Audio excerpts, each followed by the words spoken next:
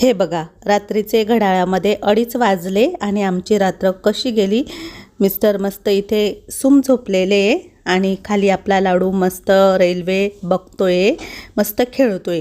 लाडू रात्रीचा अजिबात झोपत नाही, फक्त अर्धा तास झोपतो आणि रात्रभर मस्त असाच खेळतो। त्याला घेऊन बसावं लागतं, म्हणून पूजाने ही रेल्वे ऑनलाईन ऑर्डर केली, जेणेकरून तो एकटा त्याचे खेळेल।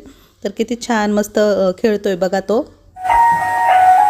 अशी गाडी थांबायची नाही मला, जाऊ दे ना तिला, जाऊ दे खेळू दे तिला। थांबवतो तो, गाडी थांबवतो, जाऊ दे ना तिला, जाऊ दे।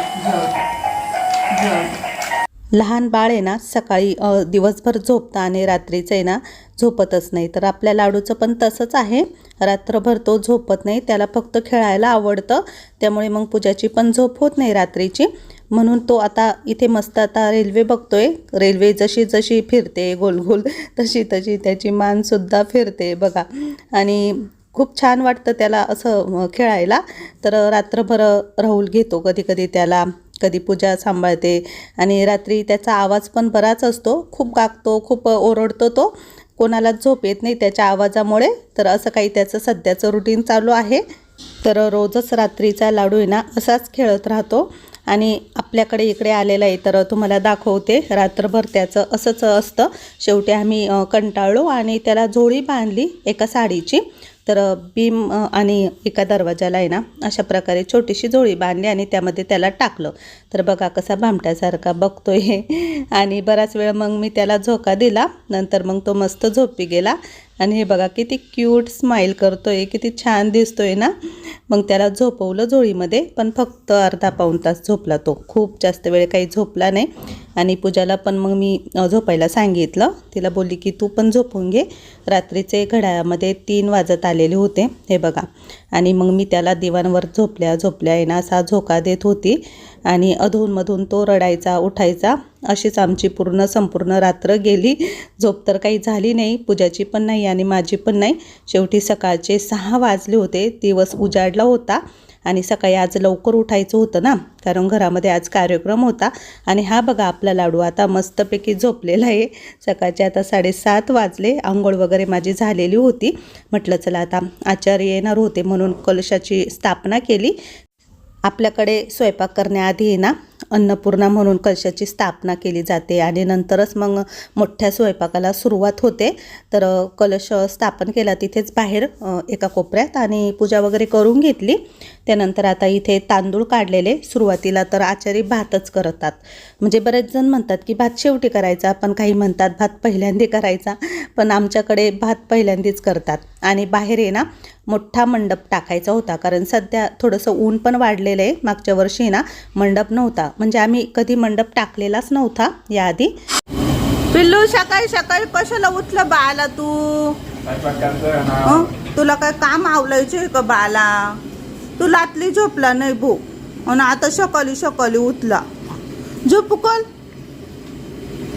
सकाळचा चहा पाणी झाला आणि त्यानंतर मग अर्चना आली, अरुणाक्का आली, माझी जाऊबाई रेणुका पण आली होती। सुरुवातीला त्यांना मी पोळ्याची कणिक भिजवायला सांगितली आणि चपात्या करायला सांगितल्या। तर हे बघा लाडू कसा टकमक बघतोय, त्याचं चालूच होतं झोपायचं उठायचं। आणि माझ्या मोठ्या सासूबाई पण आलेल्या होत्या, संध्या पण आलेली होती, त्या वांगी बटाटे कापत होत्या आणि मी लाडूला सांभाळत होते। बाहेर आचारी स्वयंपाक करत होते ना, तर लाडू मस्त मजा बघत होता बाहेरची। बाहेर स्वयंपाक चालू होता, मिस्टर पण मार्केटमधून हार फुलं घेऊन आलेली होती आणि आज प्रदोष होता ना, त्यामुळे मग पूजाने पण व्हाईट साडी नेसलेली आहे आणि बाळाला पण व्हाईट टी-शर्ट घातला तिने। राहुलला बोलली की बाबांच्या आणि आजीच्या फोटोला हार घालून दे। तर माझे सासू सासरे त्यांचे फोटो इथे ठेवलेले आहे ना, तर मग तो त्या फोटोंना हार घालत होता, कारण त्याला हाईट आहे ना, तर मग त्यालाच आम्ही हार घालायला सांगत असतो। आणि माझ्या मावस सासूबाई आलेल्या होत्या, ज्या नऊवारीवर आहे ना त्या, आणि ज्या साडीवर आहे ना त्या माझ्या मावस सासूबाई पण आहे आणि माझ्या मोठ्या सासूबाई पण आहे। म्हणजे माझ्या सासू आणि त्या सख्या जावा बहिणी जावा असं।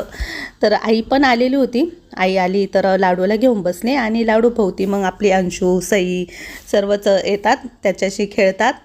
आता एक एक करून सर्वच जण येतील। आता गणपती बाप्पांसाठी पण मिस्टरांनी हार आणलेला होता, तर सर्वात आधी आता त्यांनी पण गणपती बाप्पांना हार घातला, पूजा करून घेत आहे. बाहेरच्या भगवती देवी आईला हार आणलेला आहे, पालखीला, नवनाथ महाराजांच्या फोटोला, सर्व काही हार ते घेऊन आलेले होते.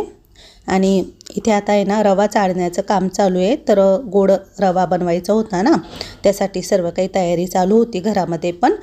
तर आचारीच्या हाताखाली मीच सर्व काही देत होते, कारण त्यांना सर्व हाताखाली द्यावं लागतं. वाटण वगैरे करून आदल्या दिवशीच ठेवलेलं होतं आम्ही.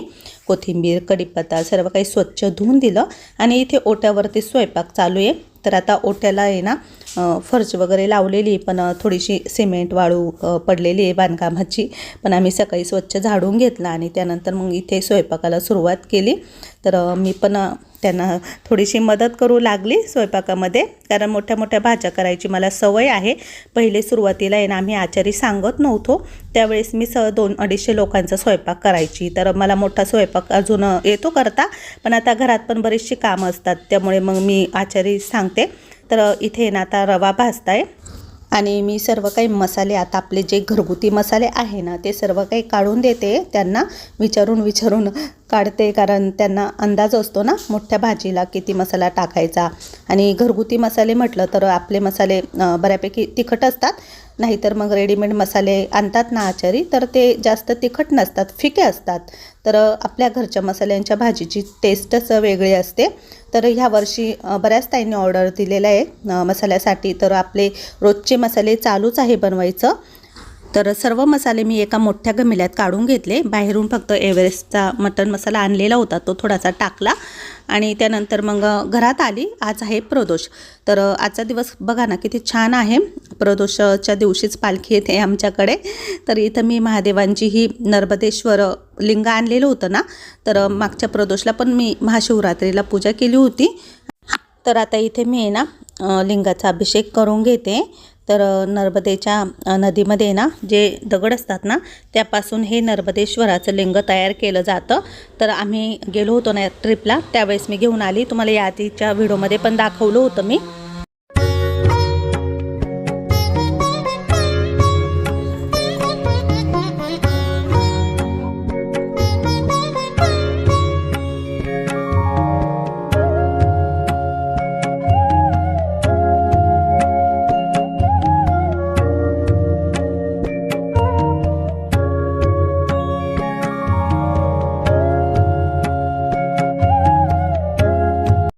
तर इथे ना बाहेर मस्त हा रवा बनवलेला होता, खूप छान मस्त झालेला होता, एकदम प्रसादासारखा. आणि त्यानंतर वांगे बटाट्याची भाजी बनवायची होती. तर इथे थोडीशी रेसिपी तुम्हाला दाखवते. तेलामध्ये जिरं, मोहरी, कढीपत्ता आणि खोबऱ्याचं वाटण टाकलेलं आहे.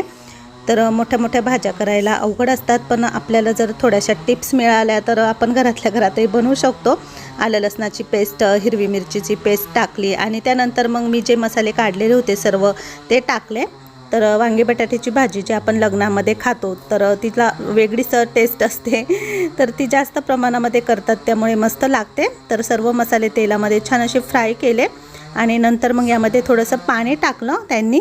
बाहेर मशीनचा आवाज चालू आहे ना, तर तो येतोय थोडासा मध्ये मध्ये, पण चला आता इथे थोडंसं जारचंच पाणी वापरलं आम्ही सर्व स्वयंपाकासाठी, कारण नगरपालिकेचं पाणी काही भरलेलं नव्हतं. त्यानंतर वांगे बटाटे स्वच्छ 2 पाण्याने धुवून घेतली. सर्व काही तेलामध्ये वांगे बटाटे अशी मसाल्यामध्ये परतवून घेतली त्यांनी. त्यानंतर मग पाणी टाकलं आणि शिजत आल्यानंतर भाजी मग शेंगदाण्याचा कूट आणि तिळाचा कूट वरतून टाकला. तर थोडक्यात तुम्हाला रेसिपी शेअर केली. चला आता मी भगवती देवी आईला हार घालते. अजून स्वयंपाक काही पूर्ण झालेला नव्हता, नैवेद्य पण द्यायची बाकी होती.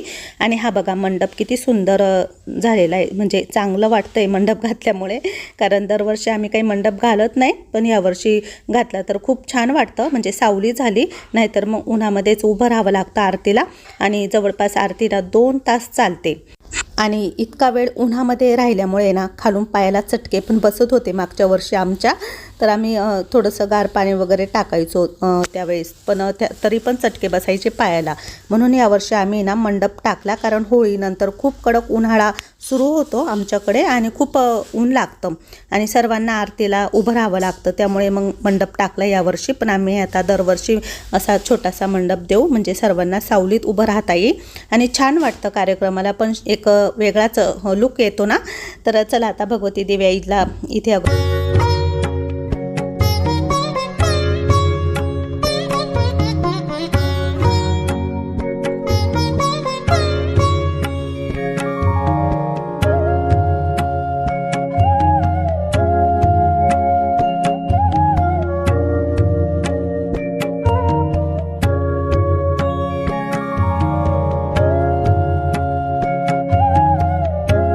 मावशी येऊन बसली.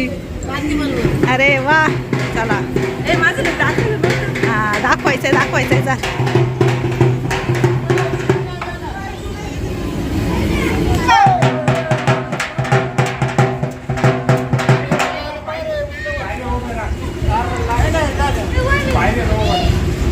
इथल्या पट्ट्या आणल्या का बसायच्या? दरवर्षी आमच्याकडे कानिफनाथांची पालखी ना कोकट होळीला येत असते आणि आज कोकट होळीच होती. मागच्या वर्षीच होळीच्या दिवशी आलेली होती. तर इथं आता मोठी एक काठी उभी केलेली आहे पाटावरती, गुढीची काठी म्हणतात देवाची. तर सर्वजण भाविक आलेले होते आणि यावर्षी जरा पालखी यात्रा यायला आहे ना 11 वाजले होते, नाहीतर मग सकाळी 9:30लाच येत असते. तर इथं आता काठी उभी केलेली पाटावर आणि आधी काठीची पूजा करून घ्यायची असते. पूजेचं सर्व काही साहित्य आणलेलं होतं बाहेर आणि पालखीमध्ये ना कानिफनाथांचा फोटो लावलेला आहे आणि समोर पादुका ठेवलेल्या आहे त्यांच्या. तर ही पालखी यात्रा आहे ना नाशिकवरून आलेली असते. तर ती आल्यानंतर मग मढीला जाते आणि मढीला तिथे कानिफनाथांची समाधी आहे. तर तिथे पण आम्ही एकदा दोनदा गेलेलो आहे, तुम्हाला मी व्हिडिओ पण दाखवलेले आहे. जवळपास आता 30 वर्ष होत येतील. तर आमच्याकडे ही पालखी येत असते. जेव्हा माझे सासू सासरे होते ना तेव्हापासून पालखी आमच्याकडे येते आणि आम्ही सर्व काही करत असतो. पालखी सोहळा आला की खूप छान वाटतं. सर्वजण भाविक येतात आणि आपल्याला पण काहीतरी पुण्याचं काम मिळालं आहे असंच वाटतं. तर चला, व्हिडिओ जरा मोठाच आहे आजचा.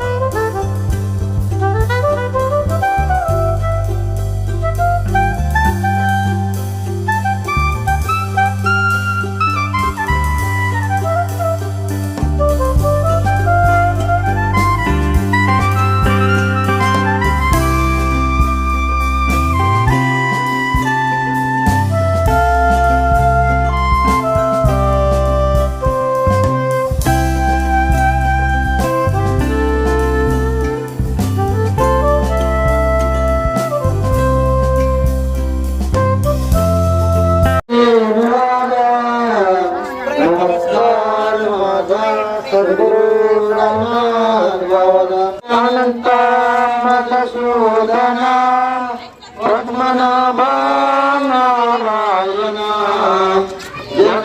व्यापका जनार्दन अनंत विनाश सकल देवादी देवा कृपयादी केशवा महानंदा मानवा सदा शिवास स्वरूप चक्रधरा विश्वंभरा गरुडध्वजा करुणाकरा सहस्रपादा सहस्रकरा क्षीरसागरा शेषसेना कमलनयना कमलापते कामिनी मोना मदन मूर्ती भवतारका जगदास्थिती वामन मूर्ती प्रेत भवमंगले सोडवावे सकल देवादी देवा कृपाळी केशवा महानंद मानवा सदा शिवा सहस्ररूप सदा शिवा सहस्ररूप सदा शिवा सहस्ररूप श्री गणेश श्री गुरुदेव दत्त दत्त आदिनाथ गोर शकर सिद्धांत आदिनाथ गोर शकर सिद्धांत आदिनाथ गोर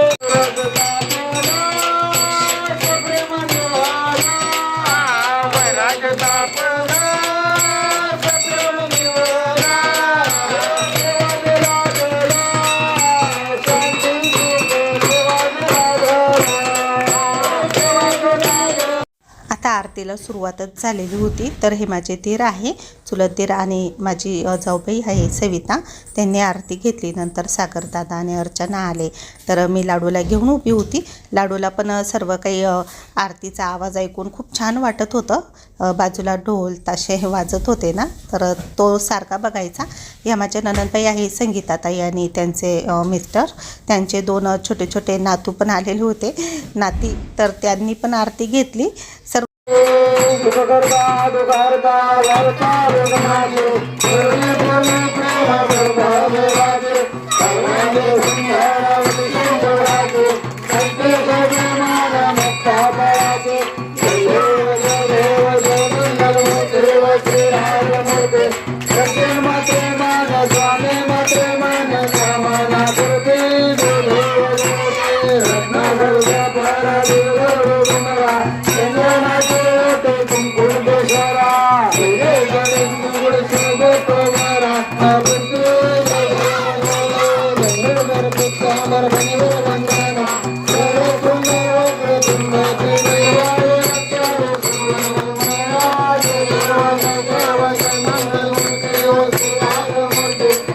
आरतीच्या आधी ना भजन वगैरे म्हणत असतात ना, तर ते चालू होतं.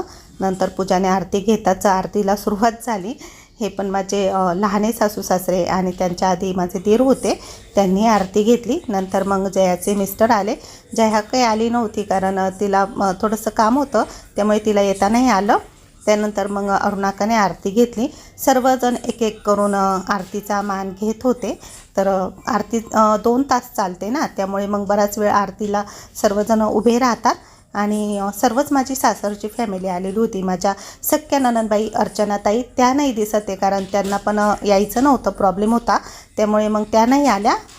आरती चालू असताना अंगावर एक प्रकारचा शहारा येतो, काटाच येतो, छान वाटतं.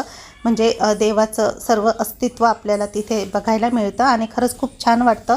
पालखी सोहळा येण्याच्या आधीच खूप उत्साह असतो आपल्याला सर्वच काही करायला, आणि सर्व येतात ना तर खूप भारी वाटतं.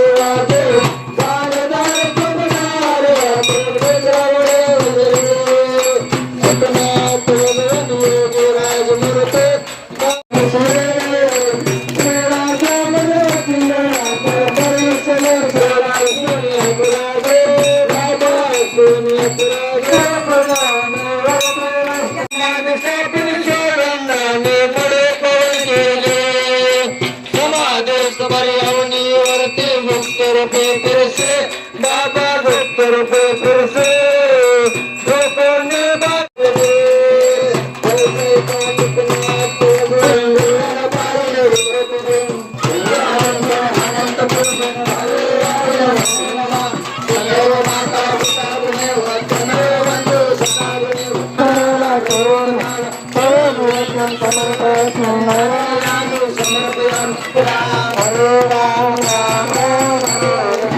कृष्ण दिगंबरा श्रीपाद वल्लभ दिगंबरा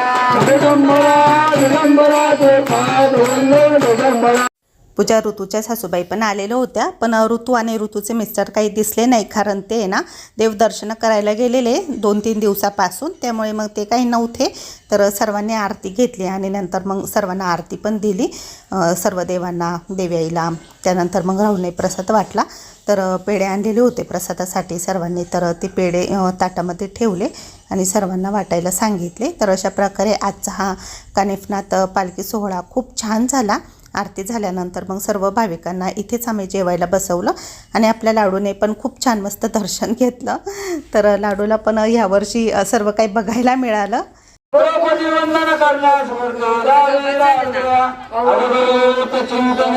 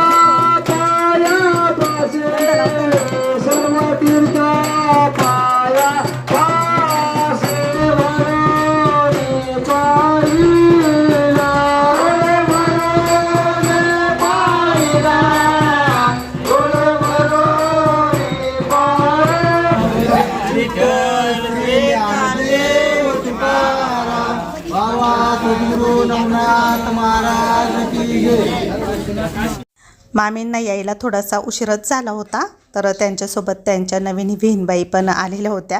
म्हणजे आपल्या मामाचा मुलगा गौरव आहे ना, तर त्याचा आत्ताच साखरपुडा झालेला आहे ना, तर त्याची होणारी बायको तेजस्विनी ती पण आलेली होती. आता सर्वजण, मावशी आणि मावशींच्या मुली सर्वजण घरामध्ये गप्पा मारताय. मावशीची छोटीशी नात बघा, सिया, किती छान मस्त तिने हेअरस्टाईल केलेली होती, तर खूप छान क्यूट दिसत होती ती पण. आता मस्त चालायला लागलेली आहे आणि सर्वच जण तिच्याकडे बघत होते. लहान मुलांचं वेगळंच असतं ना.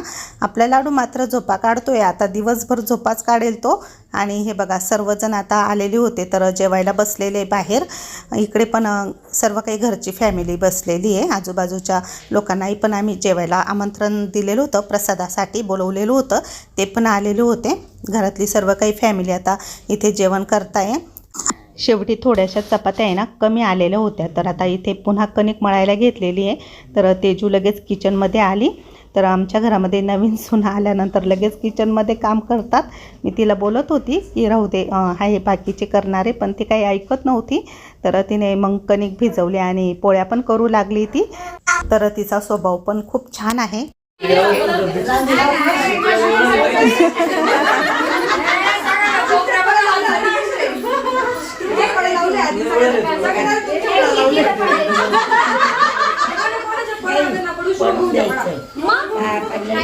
आशीर्वाद मिळवतो, मग सगळ्यांचा आशीर्वाद मिळवतो.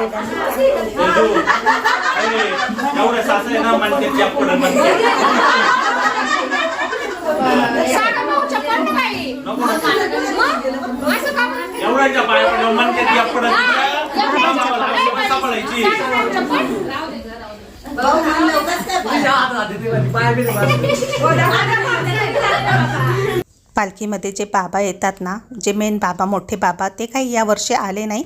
त्यांची तब्येत जरा बरी नव्हती, तर दुसरे बाबा आलेले होते. मग प्रत्येकजण त्यांच्याकडून आहे ना हातामध्ये धागा बांधून घेत आहे. कानिफनाथ महाराजांच्या आशीर्वादाने सर्व काही व्यवस्थितच होतं आपलं. तर तो धागा बांधतात, तर धागा बांधल्यामुळे म्हणजे चांगलं असतं आपल्याला, म्हणून मग आम्ही सर्वजण धागा बांधत होतो. फक्त जे नॉनव्हेज खातात ना त्यांनी बांधायचा नसतो. तर तेजू नवीनच नवरी आहे, तर घरात आली पहिल्यांदाच ते आमच्या, पण सर्वांच्या पाया पडली. तर चला आता इथे आम्ही पण, मिस्टर पण धागा बांधताय हातामध्ये. तर अशा प्रकारे सर्वांच्याच हातामध्ये त्या बाबांनी धागा बांधला. दुपार झालेली होती आणि आता पालखी यात्रा पुढच्या प्रवासाला निघालेली होती. तर पुढे पण ते एका ठिकाणी जाऊन थांबतील रात्रीच्या प्रवासासाठी. म्हणजे रात्री एका ठिकाणी पुन्हा त्यांना जेवण असतं ना, तर असं त्यांना जागजागी जेवण नाश्ता दिला जातो. तर दरवर्षी जे पण त्यांना जेवण आणि नाश्ता देतात ना, तर ते ठरलेलंच असतं त्यांचं. आता ही काठी पण सोडून घेत आहे आणि घरच्या माणसांनी त्यांना सोडवायला जावं लागतं ना. जरा वेळ खांद्यावर काठी घेऊन पुढे राहुल आणि राहुलचे पप्पा पण गेले होते. ज्यावेळेस काठी आपल्याकडे येते त्यावेळेस पण काठी आणायला आपल्याला जावं लागतं. म्हणजे देव आणायला जावं लागतं आपल्याला आणि आता देवाला सोडवायला पण जावं लागतं. तर अशा प्रकारे हे सर्व काही होत असतं. तर खूप छान वाटलं आणि आजचा कार्यक्रम तुम्हाला कसा वाटला नक्की सांगा.